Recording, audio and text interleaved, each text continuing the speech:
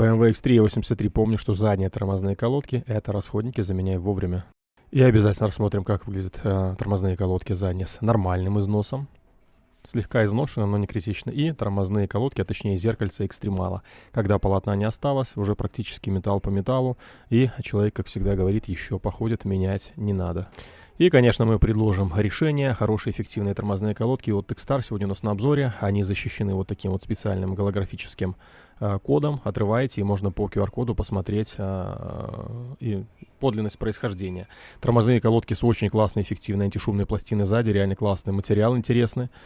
Сильно уменьшает скрип при торможении. И обязательно помните, что нужно будет новый тормозной датчик, иначе компьютер будет ругаться. Один датчик на все 4 колодки. Хороший материал. Ну, Techstar — это, в общем-то, живая легенда. Тем более для задних колодок. Это будет отличный вариант. Действительно хорошо будет тормозить. Пропадет скрип при движении задним ходом и торможении. Но помните про замену датчика. Первый магазин-проводник в мире запчастей. Новые запчасти с гарантией доставкой по России и Беларуси без ошибок, обмана и стресса.